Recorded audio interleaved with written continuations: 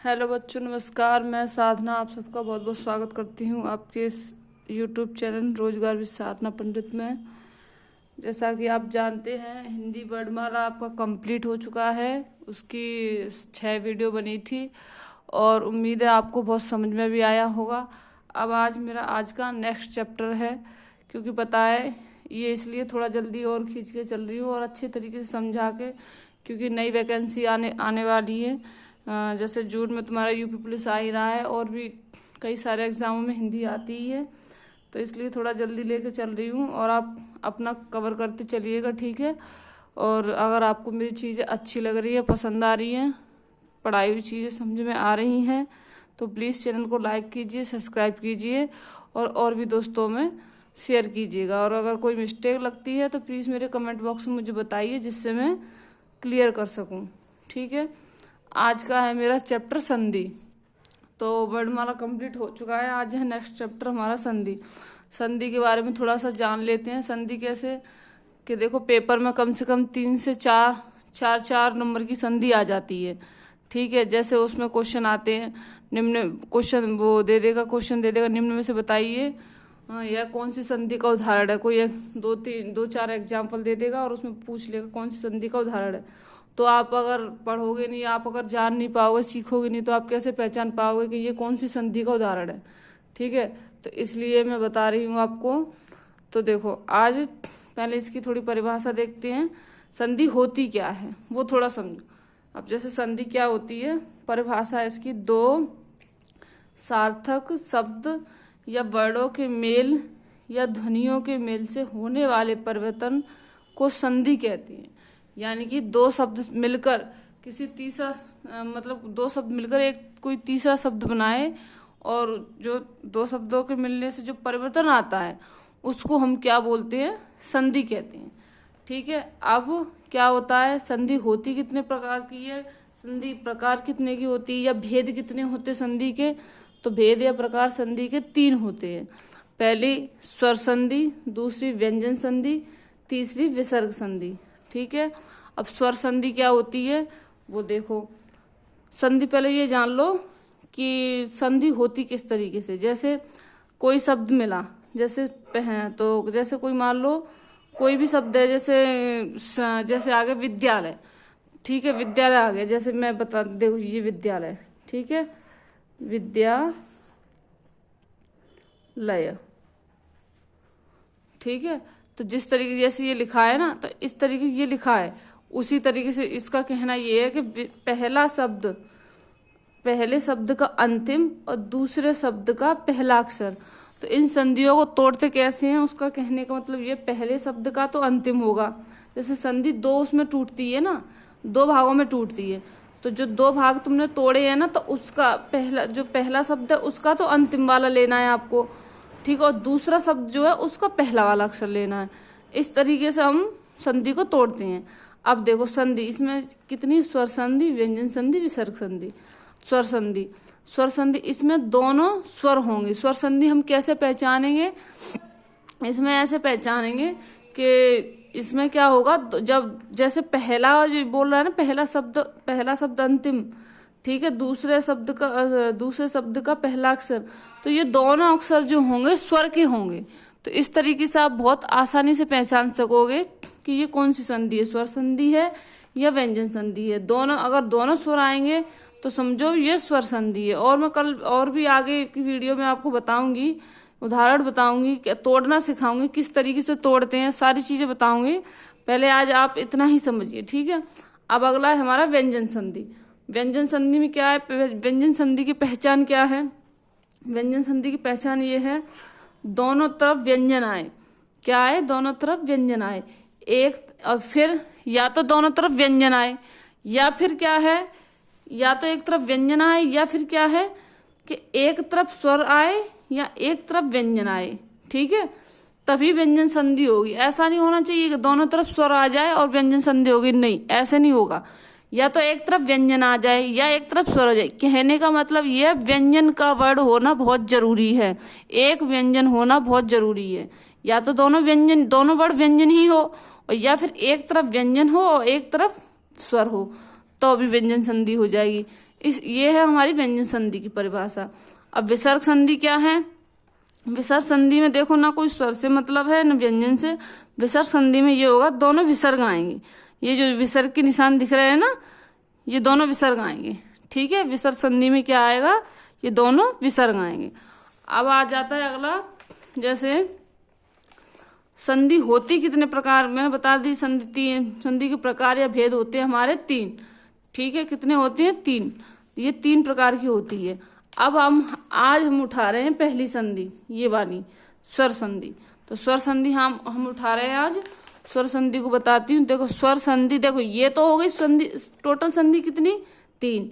ठीक है, और अब संधियों के हम भेद पढ़ेंगे। ठीक है, स्वर संधि, व्यंजन संधि, विसर्ग संधि। तो स्वर संधि कितने प्रकार की होती है? 5 प्रकार की। ठीक है, कैसे पढ़ेंगे इसको? स्वर संधि हमारी 5 प्रकार की होती है। और पहली आती हमारी इसमें दीर्घ स्वर संधि, यानी कि स्वर संधि 5 प्रकार की है। कितने प्रकार की? 5 प्रकार की। तो पहली हमारी संधि कौन सी आएगी? दीर्घ स्वर संधि। अब दीर्घ स्वर संधि में क्या देखना है तुम्हें? देखो पहली आएगी हमारी ये। तो पहली में क्या है? दीर्घ स्वर संधि में दीर्घ मतलब बड़ा, मैंने वर्णमाला पढ़ाई थी उसमें दीर्घ में क्या होता है? बड़ा, बड़ा आ, बड़ी ई, बड़ा ऊ। ठीक है, यानी जिस चीज को बोलते समय ज्यादा उच्चारण, मतलब ज्यादा समय लगे, जिस उच्चारण करते समय ज्यादा समय ले, उसे हम बोलते हैं दीर्घ। तो इसका मतलब हो गया बड़ा आ, बड़ी ई, बड़ा ऊ। इसमें आपको बड़ी मात्राएं दिखेंगी दीर्घ स्वर संधि में। अब क्वेश्चन आते हैं निम्न में से बताइए दीर्घ संधि का उदाहरण बताओ। उसमें आपको पहचानना है, ठीक है, कि बड़ी मात्राएं किसमें लग रही हैं। ठीक है, तो उस तरीके से आप पहचान सकोगे। पहले मैं आपको सिखाऊंगी, फिर आप खुद में खुद पहचान लग जाओगे, ऐसी कोई प्रॉब्लम नहीं है। अब अगला आता है हमारा नंबर 2, गुण स्वर संधि। गुण स्वर संधि में गुण स्वर संधि की क्या पहचान है? ये पहचान बता रही हूँ ओनली। अभी आप ध्यान से सिर्फ समझिए कि ये बस पहचानने के तरीके हैं। गुण स्वर संधि है जिसमें क्या है? जिसमें क्या होता है? एक मात्रा आती है। ठीक है, यहाँ स्वर, ये दीर्घ संधि में क्या आ रहा था? बड़ी मात्राएं। अब गुण संधि में एक मात्रा। अब वृद्धि संधि, वृद्धि जानते हो? जैसे वृद्धि क्या होता है? बढ़ती हुई। ठीक है, बड़ा हुआ। ठीक है, बहुत सा, जैसे वृद्धि में जैसे कोई वस्तु थी, उसमें थोड़ा सा डालने के बाद वृद्धि हो गई, तो क्या उसमें कुछ डाला था तभी तो वृद्धि हो गई। उसी तरीके से वृद्धि में ज्यादा, वृद्धि में क्या हो गया? ज्यादा। तो इसमें यानी कि वृद्धि, यहाँ वृद्धि होगी तो यानी कि 2 मात्राएं आती है। वृद्धि स्वर संधि में कितनी मात्राएं आती हैं? 2 मात्राएं आती हैं। अब क्या है हमारा? यड़ संधि। अब अगला है हमारा यड़ संधि, चौथे नंबर की हमारी यड़ संधि। यड़ संधि की क्या पहचान है? ये स्वर संधि के ही उदाहरण है, ये स्वर संधि के ही प्रकार हैं ये। अब है यड़ संधि। यड़ संधि में क्या है? य व र प्लस आधा अक्षर, यानी कि संधि के अक्षर में ये य व र अक्षर जरूर आएंगे, वर्ड जरूर आएंगे, और प्लस ये इनके बगल से कोई ना कोई आधा अक्षर जरूर रहेगा। ठीक है, यड़ संधि का मतलब ये य व र प्लस आधा अक्षर, यानी कि ये अक्षर जरूर रहेंगे उसमें वर्ड में, और उसमें आधा अक्षर, कोई सा भी आधा अक्षर आएगा।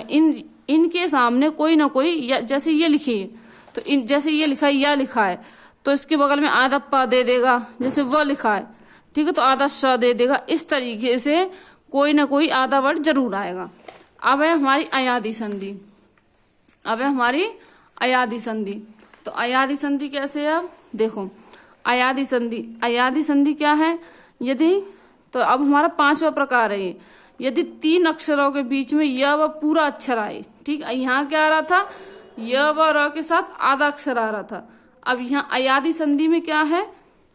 अयादी संधि में क्या है? य व र के साथ पूरा अक्षर आए, य व र के साथ पूरा अक्षर आए। ठीक है, इनके साथ क्या आएगा? इनके साथ यड़ में क्या आएगा? आधा अक्षर। और अयादी में क्या आएगा? य व होंगे तो, लेकिन इनके आमने सामने कोई ना कोई पूरा शब्द लिखा होगा, जैसे य श। ठीक है, इस तरीके से लिखा होगा। ठीक है, व ह इस तरीके से लिखा होगा, लेकिन कोई आधा अक्षर नहीं होगा। ठीक है, ये आपने संधि समझी होगी। अब मैं थोड़ा सा बता देती हूँ। संधि को हमेशा ऐसे 2 शब्दों में तोड़ें जिनका कोई अर्थ हो। ऐसे नहीं कि मैडम ने तो बोला है संधि 2 उसमें टूटती है, एक तरफ आधा कर दो एक तरफ आधा कर दो, नहीं। इस तरीके से नहीं टूटेगी। जैसे कुछ संधि को हमेशा ऐसे दो शब्दों में तोड़ेंगे जिनका कोई अर्थ होगा। जैसे आपको ये दिख रहा होगा, जैसे मैंने लिखा शिवालय, क्या लिखा है? शिवालय। तो देखो शिव, शिव को, शिव का तो मतलब पता ही है आपको, शंकर जी, भोलेनाथ, सोमनाथ, ठीक है, ये हो जाएगा, इनके अनेक नाम है, ठीक है। तो शिव का मतलब तो भगवान हो ही गया, शिव शंकर। अब आलय, देखो ये कौन सी संधि का उदाहरण है? हमारा स्वर संधि का उदाहरण है, देखो, ठीक है। अब आलय, तो देखो ये आ का लगाए ना, ये देखो, अब वालय तो करनी, ये तो हटी गया, शिव तो हटी गया। अब क्या लय थोड़ी ना लिखेंगे, ना ये लिखेंगे ना, और ना इसके आगे ऐसे डंडा करके ऐसे लिख सकते हैं, नहीं, इस तरीके से। ये किसका है? अ का डंडा है, तो हम इसको क्या लिखेंगे? शिव प्लस आलय। और आलय का मतलब होता है बच्चों घर, ये आलय होता है घर का पर्यायवाची शब्द, ठीक है। घर के पर्यायवाची जैसे होते हैं घर, निकेतन, आलय, ठीक है, विश्राम गृह, ऐसे करके कई सारे वो हैं पर्यायवाची। तो ये होता है घर का पर्यायवाची शब्द आलय, ठीक है। तो इस तरीके से हम संधि को तोड़ते हैं। जैसा शिव अपना अलग हट गया, अब ये आ का डंडा बचा, तो आलय लिखा, शिव प्लस आलय, इसका मतलब होगा शिवालय। इस तरीके से हम संधि को तोड़ते हैं। और भी कल मैं आपको बताऊंगी कि किस तरीके से तोड़ते हैं। और प्लीज अच्छी तरीके से ध्यान से पढ़िएगा, जिससे बहुत समझ में आएगा। और अच्छी मेरी वीडियो लग रही है तो आप प्लीज लाइक कीजिए, सब्सक्राइब कीजिए, ठीक है। आज के लिए सिर्फ इतना ही। ओके, धन्यवाद।